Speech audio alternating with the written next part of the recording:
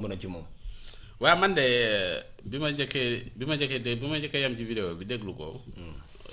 li ma njëkk a xalaat. dama ne Cheikh Yérim. waaw. nandite la. nandite. waaw. pourquoi man parce que dafa am ñu ne ci prison bi ñu tuumaal leen viol atteeguñu leen def nañ fa ay acte yu baree bari. doom ñu tuumaal ko viol. ñu tëj ko mu génn. mu bañ nag gaay biiw topp doom ji mu créé beneen sébb pour gaay yi topp ko bàyyi doom ji man loolu moom laa njëkk a gis dama ne bon kii nandite la buy wax fi mu toll nii moom mën na encaisser. waaw mais bëgg na ñu bàyyi booy bi ci cadre am kenn du nekk naan doomu Cheikh Yérim bi def na lii def na lii def na lii mais léegi ñu ne ci Cheikh Yérim bàyyi na wax lu tax waratuloo wax waratu ki ci biir loolu nag mu ubbiwaat fa beneen bunt.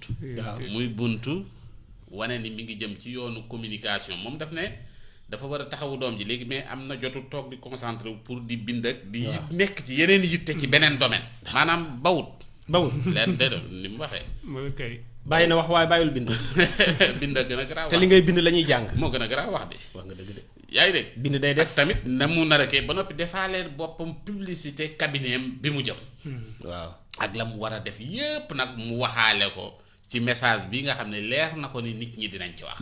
d'accord kon daf laa saf ay tappale. waaw du noonu du lépp man dama jàpp ni lépp ay tappale rek day wax la yoo xam sëy ba léegi yaa ngi dund ci beneen yi mbir quoi boo xamante ni bi loolu leneen ñëw muy que ni crédibilité parce que parensaay am na loo xamante ni bi gis nga gars yi bu dee ci côté mbind mën nga fi nekk di bind ñenn ñi sax mën nañ la bañ di lijjanti. ok parce que nag wax moom booy yi ñu ngi fi te dañ cee garaaw. dañ cee aay lool pour ñu décortiquer say mbir teg ko fële. dëgg la léegi nag peut-être beneen public la bëgg commencer di nekkal. ne ci mbirum wax na ay sondage wax na. yu jëm ci wàllu keneen ku bëgg mu defal la dara mu defal la ko. liggéey ak yeneen kii yoo xamante ni bii c'est international lii muy wax nii tey leer na ko ni. lii muy wax nii tey dëgg. du bit bi. du bit bi waaw déedéet. def na am ay na lu ko kii tax a jóg yooyu mais am na leneen loo xamante ni bii moo ne ci ginnaaw. man daal en tout cas. ndax dàqoo ba ëllëg nga séenaat ko ci monde média bi mu toogaat di wax. waa lu ne mën na ne. que ni tamit la mu nekk na le mën nay dox boo xamante ni bii mën na jàpp tamit ni loolu mën na ko indil leneen parce que def na publicité am na ñoo xamante ni bi dinañ dem wuy ji ko ci li nga xamante ni bi moom la def publicité mais man daal gëm naa ne bëgg na gars yi bàyyi un peu booy bi. nga xamante ni kenn dootu nekk ci ay mbiram. duñ fi nekk naan woy ñi yoog ñi te tamit loolu tamit wax dëgg fa yàlla nit ñi dañ ko war a wax parce que am na ñoo xam ne wax dëgg fa yàlla ba léegi nit ñi sax amuñu preuve ne violé nañ. et pourtant ñi ngi ci kaso yi ba nag. wallaay comprendre kenn àttewu leen kenn kiiwu leen ñenn ñi dañ leen a ëpp doole rek ne leen ràtt ci kaso bi. comprendre nga boobu ba nag ni ñu nekk fi.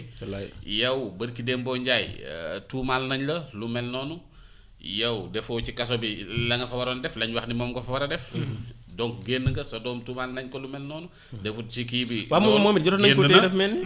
moom it jot nañ ko téye. waaw ba noppi te génn ngeen te diggante bi am na ci ñoo xamante ni bi fekkee nañ ba ñuy tuumaal. booy bi. moom mii. ba bi ñuy libéré te ñëpp libéré nañu fi ci diggante bi te ba léegi ñoom lijjanteeguñ seeni mbir.